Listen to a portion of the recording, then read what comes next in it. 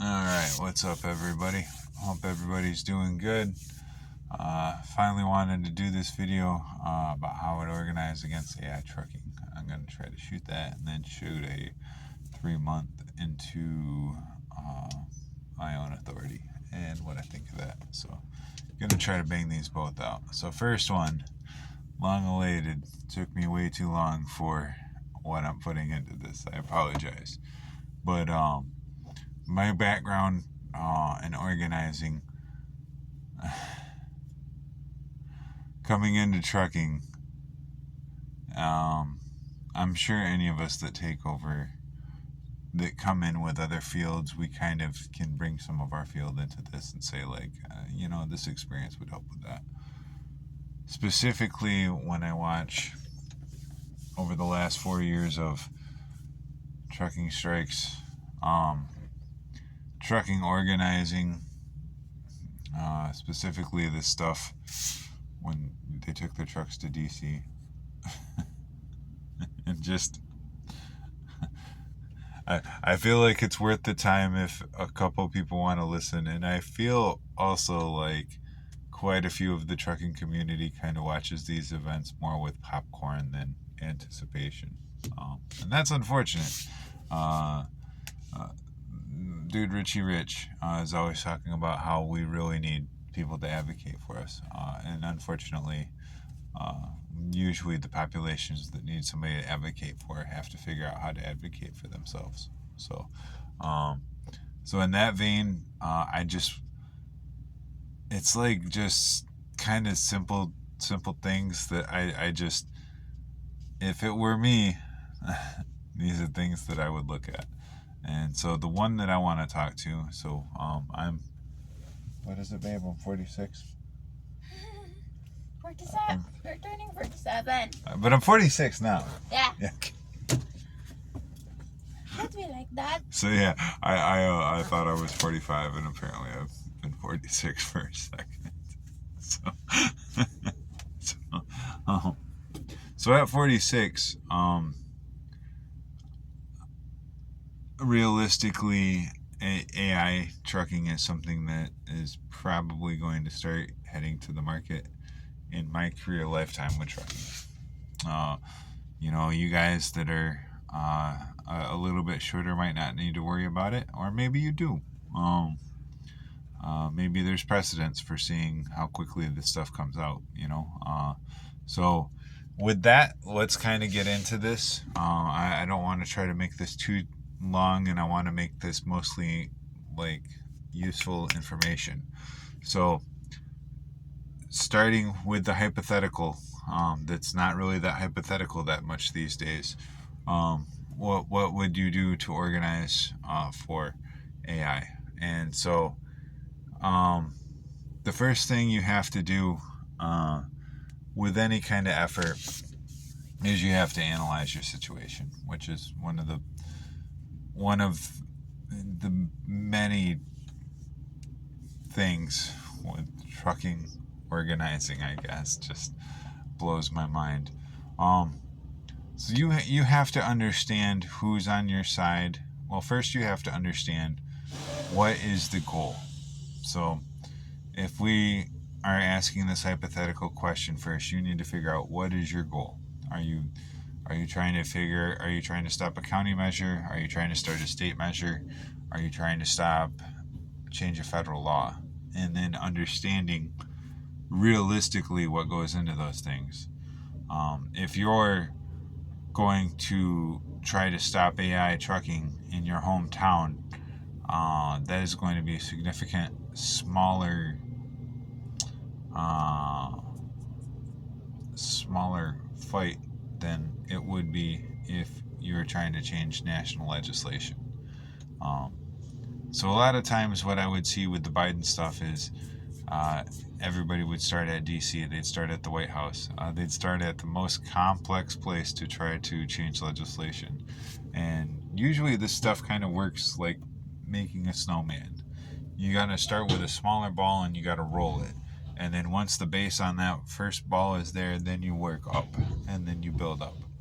So that's what I never see in trucking. I see people talk about going to DC, and then they're usually going to try to block traffic, or they're going to try to just tell DC how it is and make them just magically change what is probably years and years of work that have led to the decisions that the FMCSA or whatever it is we're fighting at the time. So the first thing is you have to understand. You have to understand the law that you're trying to change. You have to understand who is motivated to make that law and who is going to be motivated to stop you from changing it.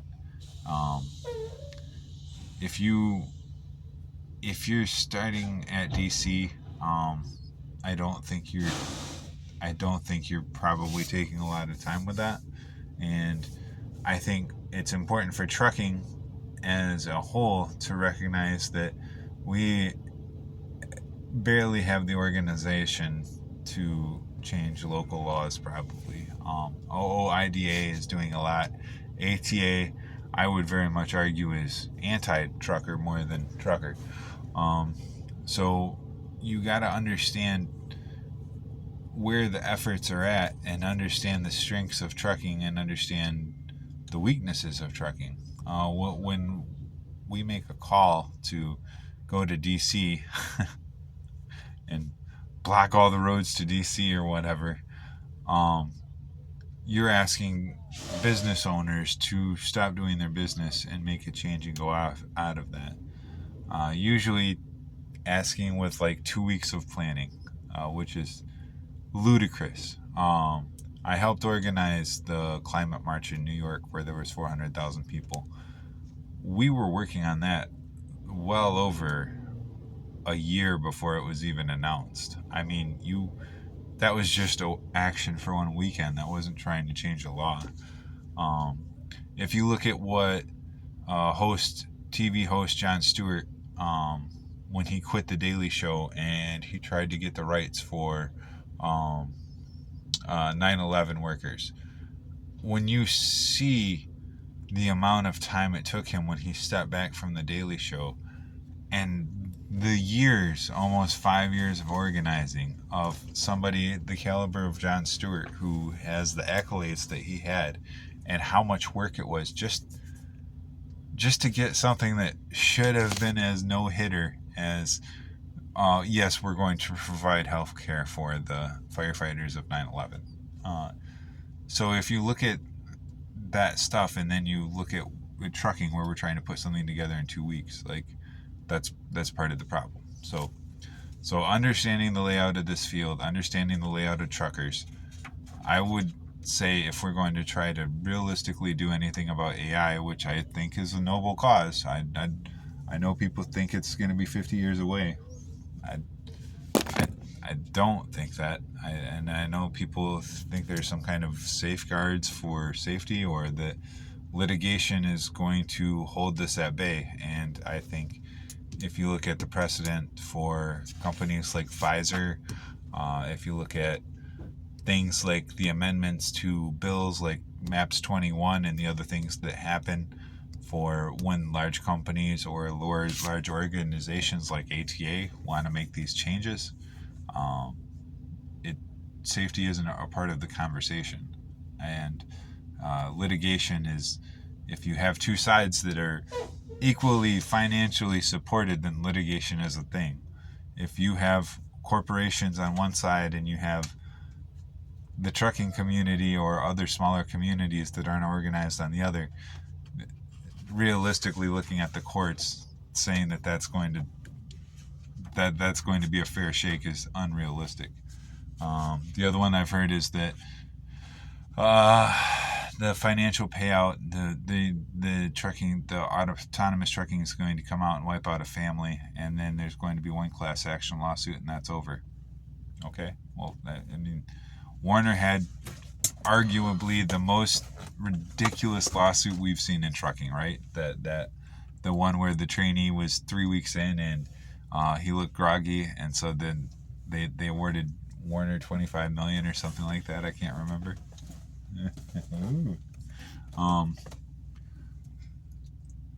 That Werner didn't go anywhere, and that you're not just talking about trucking with AI. You're also talking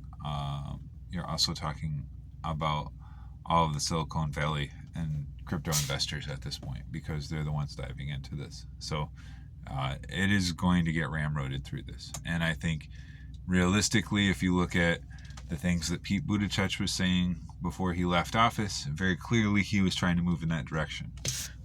And if you look at Duffy, his opening comments were about moving towards autonomous trucking and doing that in this term. So it is coming.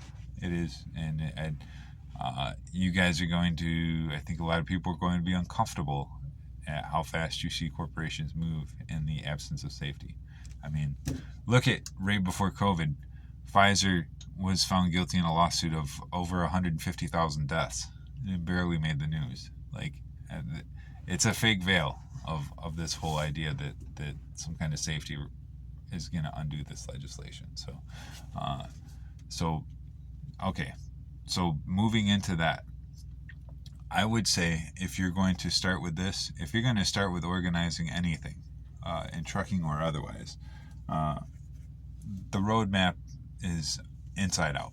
So you start in the mirror first. So if you're looking at an effort, and I'm not going to try to lead an effort. That's not what this video is. I'm just shooting guy with experience shooting about it while he's on his 10-hour break. If you are dealing with a whole bunch of personal issues, you should not take a leadership role in trying to change anything on a local, federal, anything. So the first thing you got to do is get in the mirror, make sure you're somebody that's ready to do this kind of work, and that you're going to commit to the work, and that you're not using the work as a way to do attention seeking, which is something that habitually happens in any kind of organizing effort. So the first thing is check the mirror. The other thing is recognize that if the federal government is getting ready to shove something down your throat, it's already lost by the time you get to DC. You're never going to march into DC with something that everybody in DC has decided they want and change it. That's not realistic. I don't know at what point in our U.S. history people feel like that's been realistic. Even the Million Man March in DC, it wasn't an instant gratification. You know what I mean? Like, I don't understand that. So you've got to start local. If with this issue, if people really want to take a fight against AI trucking, you're not going to start in DC. You're going to start in local routes. And I do believe Duffy and these other guys are aware of this, and I think they've already spoke on it, which is why I'm just finally just shitting out the video, because I wish I would have done it before, because they speak directly to what I would be saying about it and what I am saying about it. You need local efforts. So if you want to fight AI trucking, you're not going to go to your congressman. You're going to go to your local city council. So I live in Allegan County, Michigan. I'm going to use that as the template of how this would work. So to fight trucking, I'm not going to go and talk to my congressman. I'm not going to go talk to Schlashkin and I don't remember who my congressman is. Upton was our congressman for decades, and he just retired. I hate them all, so I don't pay attention. So for instance, okay, in my local town of Plainwell, we have a JBS, we have Pharmaceutical Perrigo, which is like a generics manufacturer for prescriptions, and then we have Johnson & Johnson. So we've got some very high-profile places that use our local road routes. So if you're going to fight AI trucking, that's where I would fight for these routes. So the first thing I would say, like, hey, our main through line that hits all three of those roads is a road called M89. If you take Reed City down to Murfreesboro or vice versa, you're going to be on 131. 131 runs right over M89. So if you start in Allegan County and you say, hey, this community, You don't start by just saying, hey, we're going to do the petition, we're going to change this. If you don't have the energy, if you don't have the votes, you're kind of wasting your time. So you want to apply the energy to see if there's merit there first. So you hold a social event, do public awareness. The goal of your first event would be, hey, autonomous trucking really sucks. We don't want it on our roads. So what we're looking at is a local resolution to stop it, and then have a cookout, have a something, and go to the community and have a community conversation, essentially like a townhouse. Find volunteers there. The other thing that truckers have to realize is the capacity of a trucker is not, we're going to drive to DC for the weekend. The capacity of the trucker is, I've got 10 hours to sleep, and I'm going to spend some of that time getting coffee and getting ready. As soon as that 10 minutes is off, I'm on, and I'm on to my next load. And I'm trying to figure out how to get more loads every week. Truckers are very, very busy people. We're business owners. We're not organizers. So for any effort that's going to help trucking, you have to realize that it's probably the families of the truckers themselves more than the truckers that are going to change this. So you need to have a community event to find the community voices of people who share your concerns about the issue, but have a capacity to organize locally, whereas you're probably going to be on the road. So you hold a public event first. Do you have enough people to make a change? If you don't, if the event has 3 people, doesn't matter how noble the event is. It doesn't matter how right you are. If you can only get 3 people to show up, then you're no reason to give any more time. So the first thing is you need to make a public event, gauge the community, see if they have interest. Let them know what the plan is. Let them know what the concerns of AI trucking are, and say, hey, this is how our little area can make a community difference. And then you organize a community effort. Before you try to petition a county legislation or a city legislation on a road, you're going to need to look at, do you have enough people? If you do, that group is going to need to look at your local laws.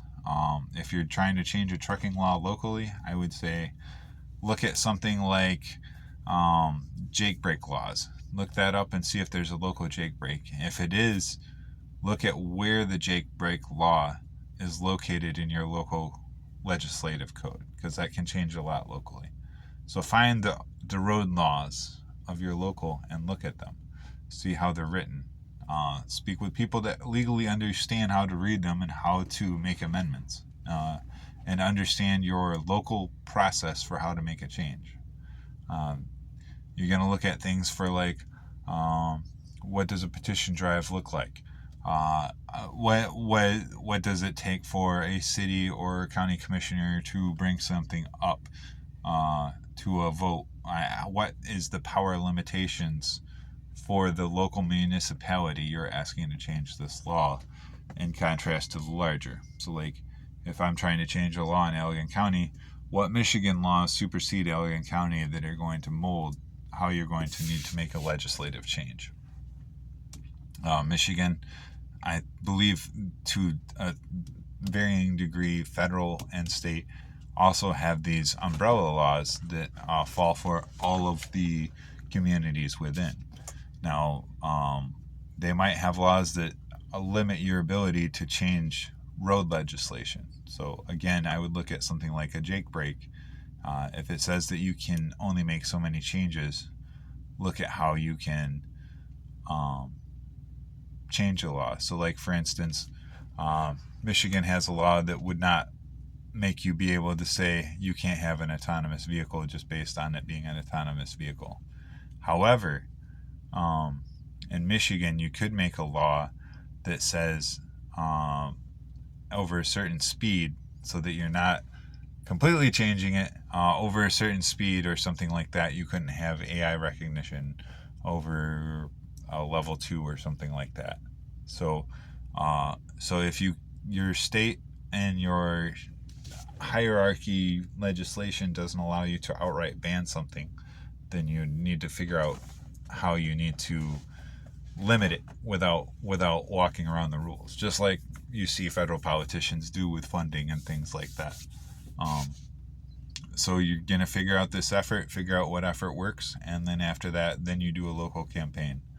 Now, if we're trying to change the law in Michigan for AI trucking, then you're going to start locally. You're going to get your local city where there's a route that doesn't have anybody invested. If I do go and try to invest in, or I go and try to take time to change M89, I need to recognize that the CEOs of Pfizer also have a whole bunch of tech investments, and they are also financially invested in AI trucking. So so if I am trying to do that, I'm immediately going against some of the biggest billionaires in the country. That's why you have to understand these things. That's why when people do legislative changes, it's not 2 weeks. You need to understand who your enemies are, and you need to understand who your friends are. You need to understand how your enemy's written the rules, and then how you need to amend them. The last step is really going to be some kind of petition drive or some kind of city commission meeting. So I would say, first I would say figure out what that looks like, what the map to victory looks like, and then figure out who your allies are. If you have that event, did you have any county commissioners that came there? Are any of the county commissioners invested in technology? Are any of the community lawmakers or representatives, were any of them truckers? Look at who your allies and who your enemies are. So those three variables, getting public awareness, public support, understanding the literal rules of the law, and then understanding the makeup of who's going to be deciding the changes that you're asking for. So those are really the three things that you need to focus on, and you're going to have a group focus on that. But then you start local. If you make it where in Allegan County, Michigan, you can't take M89, you can take M89 if you're an AI trucking in Kalamazoo County, but then you get back to Battle Creek County, and Battle Creek County looks at what Allegan County did as precedents and passes it. So we just seen this with the English-speaking enforcement, that it very quickly went from Arkansas to an executive order. Those kinds of things can happen, but you have to start a local, and you have to get the ball rolling. You can't just go to DC and stop. So that goes with any organizing, whether it's trucking, anything like that. You start in the mirror, then your house, then your street, then your city. And then after your city, you go to county. And then after county, then you work at a state resolution with other counties. So that's really the only way this is going to work. And if you see this, the opening remarks by Duffy, he is very much interested in going into AI trucking. Barr, the appointment for the FMCSA, is part of the ATA. He is the guy behind the blitzes that are coming here on May 9th. He is the guy that's behind the speed limiters. He is the guy that's behind autonomous trucking. So if you feel like you were going to get representation for the Trump administration and you are against those three things, the money is going to paint a very different picture than what you believe, unfortunately. And that's why all of this is important. This is also about taking control of your country and the way things are going. Those things don't start by marching to the White House. They end with marching to the White House. They start with local meetings. And that is something I have never in my 4 years once heard a trucking effort talk about local participation, which is, that's like not knowing the difference between fuel and diesel and then starting a trucking career. I mean, it's for the organizers I watched over the 4 years, the level of lack of understanding of how to be an organizer is astounding. That's part of what made me want to make the video. And plus, I keep watching people get so mad at each other over the political. And that's because most of the people I see in these conversations are watching a news source. Nobody reads legislation. Nobody reads campaign finance. If you read legislation and who proposes it and who co-signs, and then you read campaign finance for these federal people that you're hearing about in the news, you're going to see a wildly different picture than what's on left or right-leaning news. It's not worth the fight on YouTube to get into it, to talk beyond that and get specific with parties, but it's both parties, and it's very clear when you're speaking with somebody if they read legislation and understand campaign finance and if they do not. So all those things, it just drives me crazy. I am really against AI trucking, but I did my time trying to make the world a better place in Shangri-La and all that shit. My tour is done. It's on for others. This is just something that I wanted to leave for that, because I unfortunately do think we're heading straight into AI trucking. I do not agree with the people that think that this is not going to happen for a long time. I think if you look at the examples for the related sectors and the not related sectors, I feel like it's pretty easy to poke holes in any arguments of why this will take a long time, including safety. So I wanted to make this video. I've said I wanted to make this video for a while. Everything is so politically polarizing that I can hold my own, and I used to always be up for the debate, but man, you get tired. So I ain't trying to do a debate. If I have useful information for somebody that's got the fire out there to go out there and make a change, then I want to tell them what I know so they have that information. That's really kind of why I wanted to do this. Like, I'm invested in the Phils, man. Me and my wife are bouncing after a few years. My time is, I'm not interested in all that. I don't want to leave it on the table if I have information. So that was a big reason why I wanted to do this. This is 27 minutes. I knew this was going to be a long video, so I just wanted to hash it out.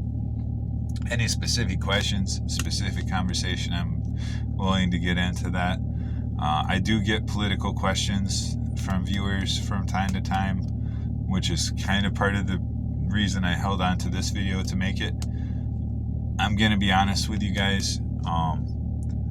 I spent a lot of time doing political arguing, so if you come to me with a debate in the comments and you understand how laws work and you can source laws and not sixth grade talk, I would love to have conversations.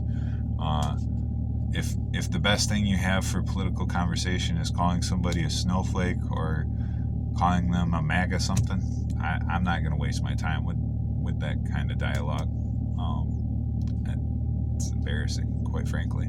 So with that, I'm going to do that. I'm going to shut this off, and then I'm going to make a 3-month review about being in my own authority.